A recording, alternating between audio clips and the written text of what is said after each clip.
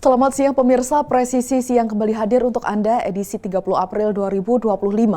Selama 1 jam ke depan kami telah menyiapkan sejumlah informasi terkini.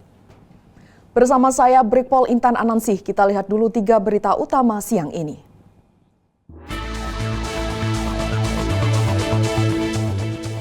Polresta Palu memberantas peredaran narkotika di wilayah hukumnya dengan melakukan pemusnahan barang bukti sabu dengan total berat mencapai 1,6 kg.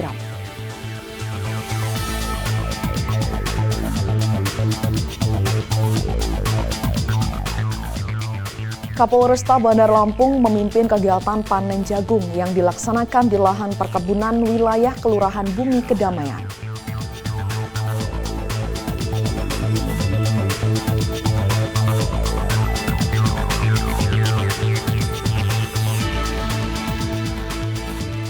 Kapolres Ogan Komering Ulu Polda Sumatera Selatan pimpin kegiatan upacara pemberian penghargaan kepada personel Polres Oku yang berprestasi.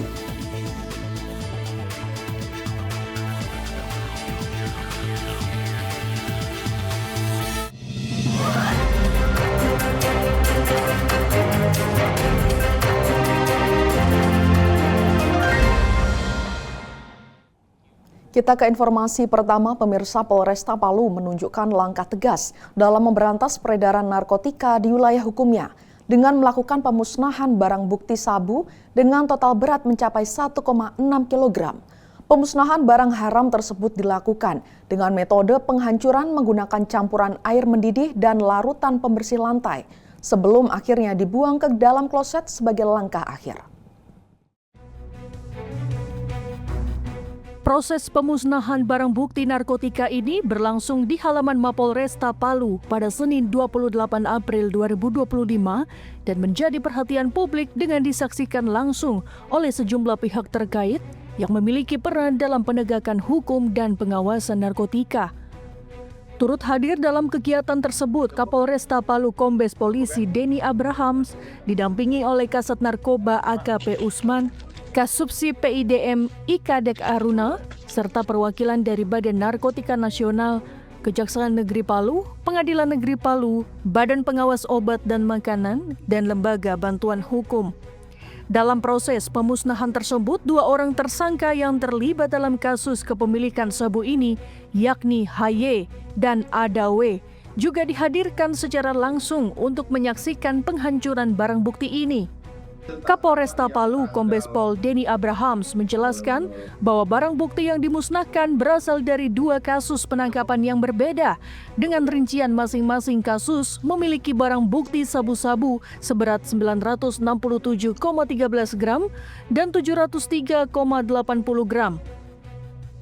Pengungkapan 2 kasus ini dalam waktu yang berdekatan menunjukkan intensitas upaya pemberantasan narkoba yang dilakukan oleh Satres Narkoba Polresta Palu. Kapolresta juga membeberkan kronologi singkat penangkapan kedua tersangka, di mana HY berhasil diamankan terlebih dahulu pada 11 Maret 2025 sekitar pukul 14 waktu Indonesia Tengah. Berdasarkan laporan polisi, terkait aktivitas mencurigakan yang mengindikasikan HY kerap melakukan transaksi jual beli sabu di wilayah Palu. Dari penangkapan HY, petugas berhasil mengamankan 1 paket besar sabu sebagai barang bukti. Sementara tersangka ADW ditangkap pada 17 April 2025 sore hari sekitar pukul 16:50 waktu Indonesia Tengah. Juga berdasarkan laporan polisi dengan barang bukti berupa 10 paket sabu siap edar. Atas perbuatan mereka yang melanggar hukum, kedua tersangka dijerat dengan pasal 114 ayat 2 dan subsider pasal 112 ayat 2 Undang-Undang Republik Indonesia Nomor 35 Tahun 2009 tentang narkotika dengan ancaman hukuman maksimal pidana mati atau penjara seumur hidup serta denda hingga 10 miliar rupiah. Dari Humas Polresta Palu, Polda Sulawesi Tengah melaporkan untuk Polri TV.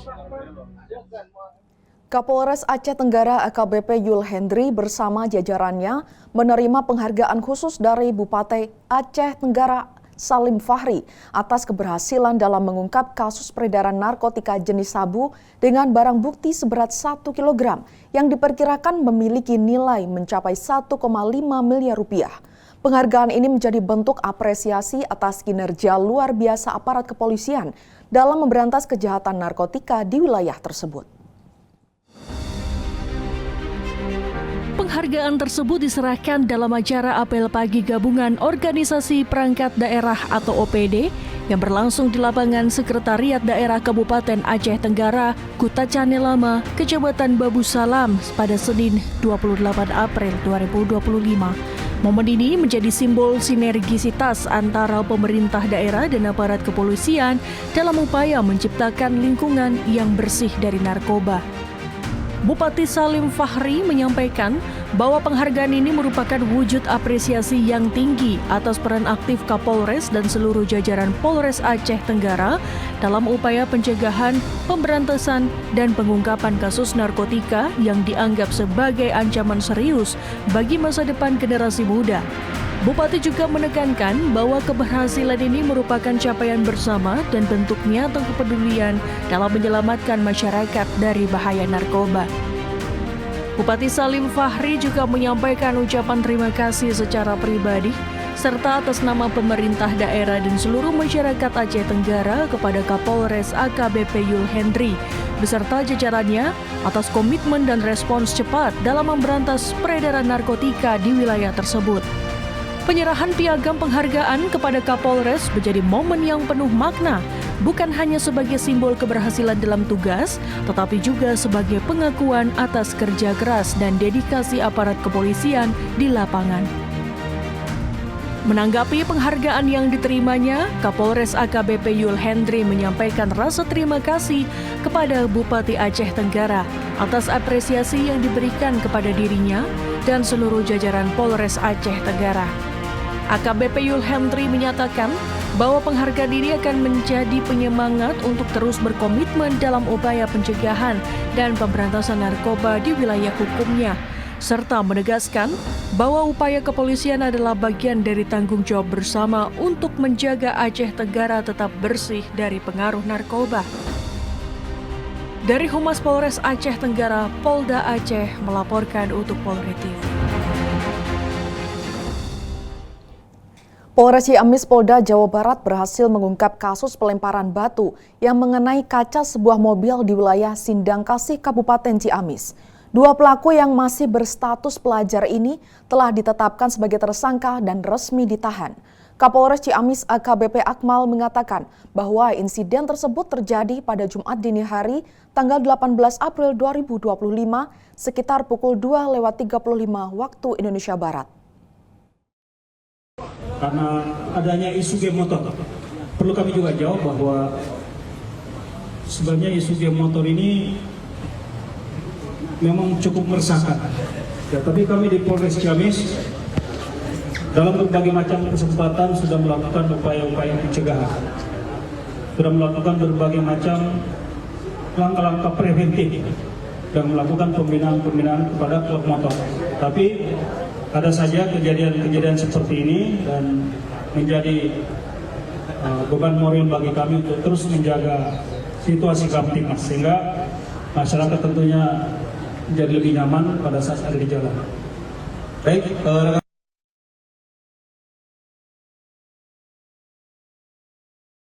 Sir bin Ahmad Hidayat pada tanggal 18 April di mana korban ini papasan dengan pemotor boncengan 2 orang dan pada saat papasan dilempar menggunakan batu dari atas kaca mobil yang depan sopir. Juga mengalami luka karena kena pecahan kaca di bagian leher. Pidananya adalah tindak pidana penganiayaan dan tindak pidana tersebut adalah jalur yang boleh menyalip. Sebenarnya masih cukup ruang bagi kendaraan korban untuk menyalip kendaraan terdepan kemudian dari arah berlawanan dengan motor.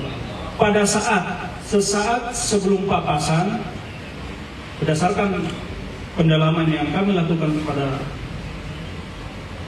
tersangka ini mengatakan bahwa ada rasa terancam, hampir tertabrak. Jadi sebelum dari arah berlawanan kelihatan. Tapi kalau dilihat dari space jalan sebenarnya masih sangat cukup luas. Ya, karena kami sudah mengecek ke TKP, space-nya masih cukup luas untuk menyalip dan rambunya adalah marka putus, artinya boleh menyalip ke jalan tersebut. Kemudian sesaat sebelum papasan, karena motor ini menilai bahwa membahayakan dan mau menabrak si pelaku, maka dilemparlah sebuah batu yang memang disiapkan oleh tersangka. Perlu kami jelaskan kembali dari awal kenapa si tersangka ini membawa batu. Memang ada kejadian sebelumnya, ya, ada kejadian sebelumnya bahwa mereka ini mendapatkan informasi yang sebenarnya masih bias, informasi yang sebenarnya belum bisa dibuktikan kebenarannya. Mereka mendapatkan isu bahwa ada teman mereka dianiaya atau didorong pada saat berkendara oleh pemotor yang lain. Nah, dari isu ini berkembang sehingga pelaku alasan mereka adalah untuk berjaga-jaga apabila ketemu lagi dengan kelompok motor yang lain. Jadi mereka sudah bawa batu. Tapi sebelumnya itu dua pelaku ini sempat meminum minuman keras. Nah, ini yang tentunya kami akan melakukan tindakan-tindakan lain. Kami akan melakukan pendalaman di mana yang bersangkutan mendapatkan minuman keras, di mana yang bersangkutan mengkonsumsinya. Tentunya ini kami akan melakukan upaya-upaya yang lain dan juga tentunya penegakan hukum terkait dengan peristiwa ini. Ya. Jadi pada saat tersangka melakukan tindakannya juga masih dalam pengaruh alkohol. Ya. Peristiwa ini bisa kami ungkap kurang lebih 6 hari. Kejadiannya tanggal 18 April, kurang lebih pukul 02.30 dini hari, dan bisa kami ungkap 24 April 2025. Ya, jadi bentang waktu 6 hari. Dan ini betul-betul penyelidikan yang sangat mendalam, melibatkan hampir semua aspek yang ada di Polres Ciamis, Babin Kamtibmas, dan juga CCTV yang ada di sepanjang jalan tersebut. Dan alhamdulillah berdasarkan investigasi mendalam, tentunya dengan bantuan teknologi, pelaku bisa kami identifikasi. Dan alhamdulillah berdasarkan bantuan di TKP sendiri, akhirnya pada tanggal 24 April pelaku bisa kami amankan. Setelah kami lakukan pendalaman, 2 orang, Aldi Isa bin Maulana, ini pelaku yang dibonceng, yang dari awal sudah pegang batu.